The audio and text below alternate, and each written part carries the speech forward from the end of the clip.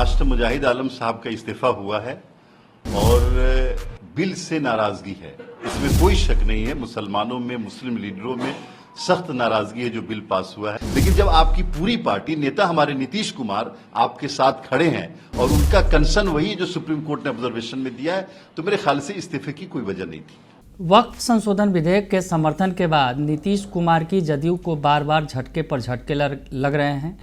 कई मुसलमान नेताओं ने पूर्व में इस्तीफा दिया था।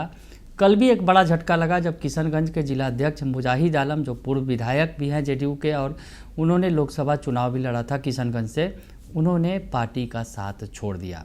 बड़ा झटका लगा पार्टी को। सीमांचल में एक बड़ी पकड़ थी मुजाहिद आलम की, मास्टर मुजाहिद आलम जो है, और उन्होंने साथ छोड़ दिया। वक्फ बिल का समर्थन करने पर वो नाराज़ थे और उन्होंने कहा कि मैं विधायक सांसद रहूं या ना रहूं, लेकिन अपने समुदाय के अधिकार को लेकर हमेशा खड़ा रहूंगा। मुजाहिद आलम ने कहा कि 15 साल से पार्टी के लिए काम किया, लेकिन पार्टी ने उनकी बात नहीं सुनी। मुस्लिम समुदाय में भी जो जदयू के वोटर हैं, लेकिन नीतीश कुमार ने दरकिनार कर जो फैसला लिया वह समुदाय के लोगों को स्वीकार नहीं है। ये कहते हुए मुजाहिद आलम ने इस्तीफा दे दिया, जदयू छोड़ दी। अब इस पर जदयू की तरफ से जवाब आया है। जदयू के जो एमएलसी हैं खालिद अनवर, उन्होंने क्या कुछ कहा है छोड़ने को लेकर, पार्टी छोड़ने को लेकर, या फिर जिस तरह से मुसलमान नेता लगातार इस्तीफा दे रहे हैं उस पर क्या कुछ कहते नज़र आ रहे हैं एमएलसी खालिद अनवर। आप उनका बयान सुन लीजिए। मास्टर मुजाहिद आलम साहब का इस्तीफा हुआ है और बिल से नाराजगी है, इसमें कोई शक नहीं है। मुसलमानों में, मुस्लिम लीडरों में सख्त नाराजगी है जो बिल पास हुआ है। लेकिन उन्होंने अपने इस्तीफानामा में साफ साफ लिखा है कि जनता दल यूनाइटेड के सभी बड़े लीडर बैठे और उन लोगों ने एक कंसर्न तय किया जो सेंट्रल गवर्नमेंट को भेजा गया। तो अगर वो कंसर्न नहीं माना गया, हम लोगों को, मास्टर मुजाहिद साहब ने खुद भी लिखा है कि आखिरी वक्त तक ये बताया गया कि ये सब चीजें खत्म हो रही, लेकिन केंद्र सरकार ने जो बिल पास किया, जो गजट आया है, उस गजट में उन चीजों को नहीं रखा गया जो सुप्रीम कोर्ट का ऑब्जर्वेशन भी है। तो उससे नाराजगी है और उस नाराजगी की वजह से उन्होंने इस्तीफा दिया है।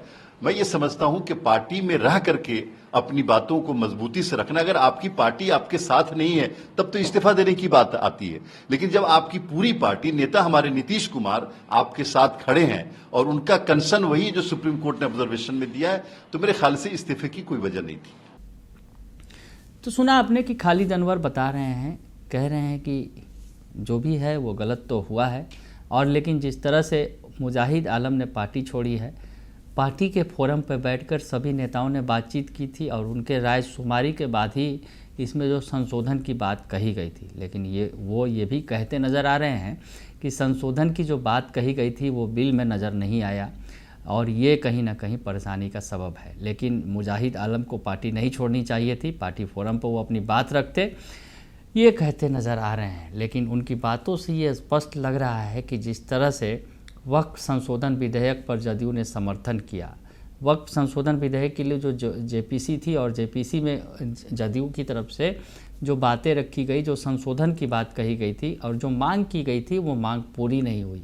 और कानून जो बना है, हालांकि उस वक्त कहा जा रहा था मांग पूरी हो गई है, लेकिन जो कानून बनकर आया तो उसमें वो बातें नदारद थी।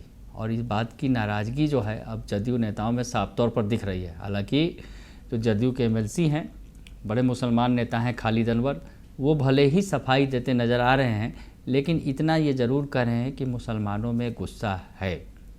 अब इसका क्या नतीजा होगा ये देखना बड़ा ही दिलचस्प होगा। आगे आगे देखिए होता है क्या। फिलहाल के लिए इतना ही। बने रहिए दर्शन न्यूज़ के साथ। धन्यवाद।